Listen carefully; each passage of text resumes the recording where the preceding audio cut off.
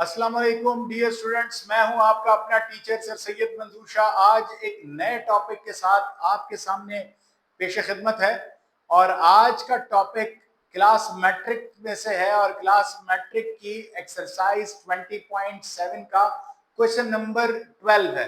तो dear students, question number 12 क्या कहता है? Let's see.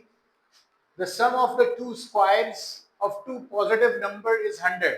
कहता है कि जो सम है दो पॉजिटिव नंबर्स का, the sum of the squares, यानी दो पॉजिटिव जो नंबर्स है उनके स्क्वायर्स का अगर आप सम लेते हो तो वो 100 आता है।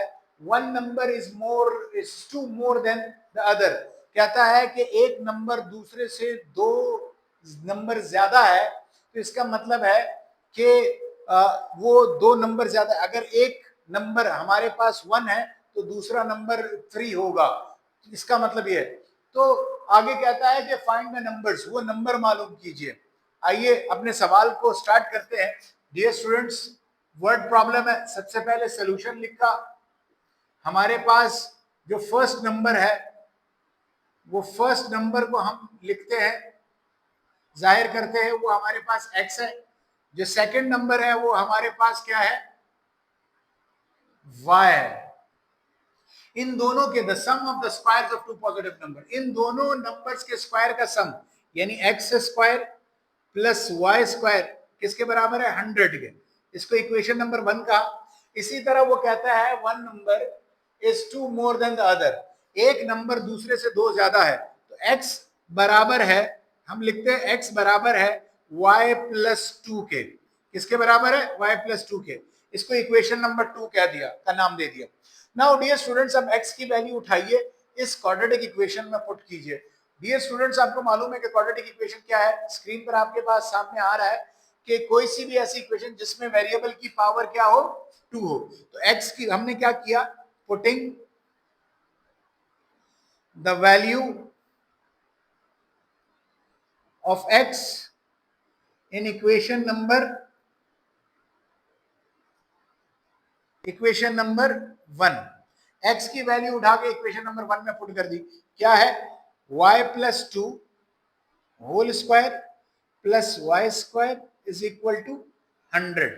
नाउ डियर स्टूडेंट्स, यानी ये मेरे पास क्या है? y दो टर्म्स है, होल स्क्वायर है। आपके पास स्क्रीन पर आ रहा है कि a plus B whole square का फॉर्मूला क्या होता है? a square plus B square. तो हमारे पास वो फॉर्मूला लगेगा, हम उस फॉर्मूले को लिखते हैं। फॉर्मूला क्या आएगा? a plus B whole square. Screen पे भी आपके पास सामने आ रहा है, a का square plus 2ab plus b का square.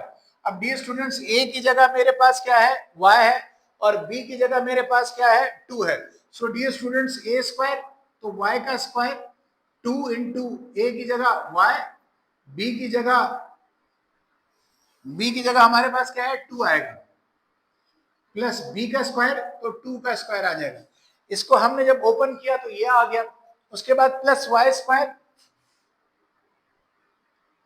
Minus 100 is equal to 0। इस प्लस 100 को इस तरफ लेकर आए तो क्या बन गया?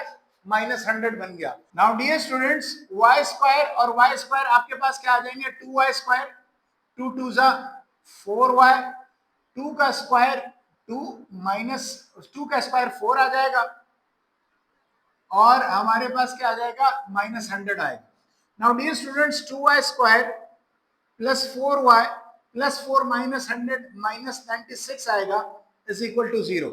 नाउ डियर स्टूडेंट्स, अगर देखा जाए तो y स्क्वायर का कोफिशिएंट 2 के टेबल में आता है, y का कोफिशिएंट 2 के टेबल में आता है, और 96 भी जो कांस्टेंट है वो भी 2 के टेबल में आता है। तो 2 को कॉमन निकालेंगे तो y स्क्वायर प्लस 2y, और हमारे पास 96 2 के टेबल में कब आता है? जब 48 से मल्टीप्लाई करते हैं, इज इक्वल टू 0। 2 मल्टीप्लाई हो रहा है, अगले स्टेप पे क्या हो जाएगा?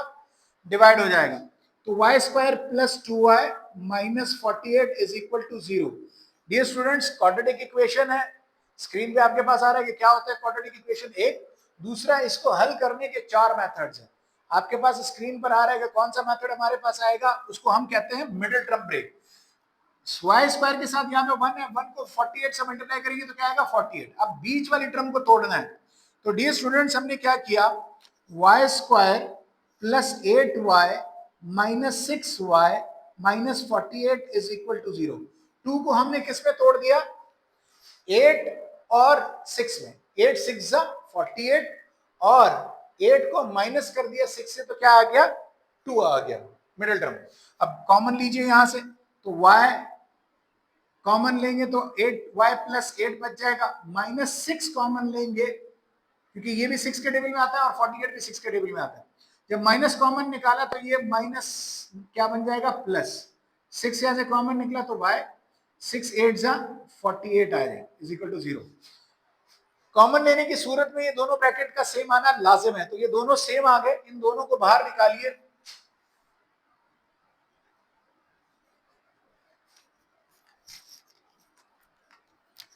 y प्लस 8 बच गया और अंदर क्या बचा? y minus 6 is equal to 0। Dear students, दो रियल नंबर्स को, ये दो ब्रैकेट दो रियल नंबर्स को जाहिर कर रहा है। स्क्रीन पर आपके पास आ रहा है कि रियल नंबर्स क्या होते हैं, देख लीजिए और याद कर लीजिए। रियल नंबर्स कभी भी, एक दो रियल नंबर्स जब भी मल्टीप्लाई हो रहे हो, कभी भी एक साथ 0 के बराबर नहीं हो सकते, अलग अलग 0 के बराबर रखा।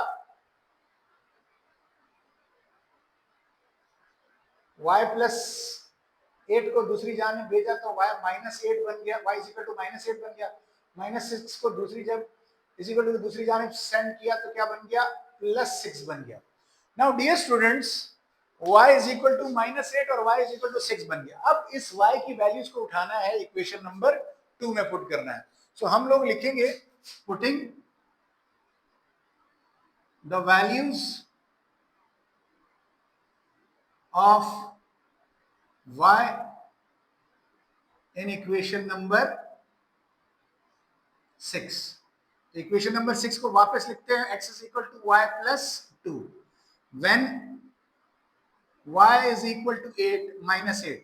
जब y minus 8 होगा तो डियर स्टूडेंट्स x की वैल्यू क्या आएगी? -6 आएगी। क्या आएगी? -6 आएगी। और इसी तरह when y is equal to 6, जब y की वैल्यू +6 होगी तो x y की जगह आपने क्या पुट कर दिया? 6 + 2, x की वैल्यू क्या आ गई? 8। तो डियर स्टूडेंट्स, सॉल्यूशन सेट जब भी हम लोग लिखेंगे तो हमारे पास क्या होगा कि x की वैल्यू -6 कब आई? जब y की वैल्यू हमने -8 पुट की। इसी तरह y की वैल्यू आपके पास जब हमने 6 पुट कर दी, x की वैल्यू 8 कब आई? जब y की वैल्यू हमने 6 पुट कर दी। तो डियर स्टूडेंट्स, ये हमारे पास आंसर है इस वर्ड प्रॉब्लम का, एक्सरसाइज 20.7 का। उम्मीद करता हूं कि आपको ये सवाल बहुत ही बेहतरीन तौर पर समझ में आ गया होगा। इस किस्म की मजीद वीडियोस को देखने के लिए हमारे चैनल को लाइक और सब्सक्राइब कीजिए और बेल के आइकन को दबाना मत भूलिएगा। अस्सलाम वालेकुम व रहमतुल्लाहि।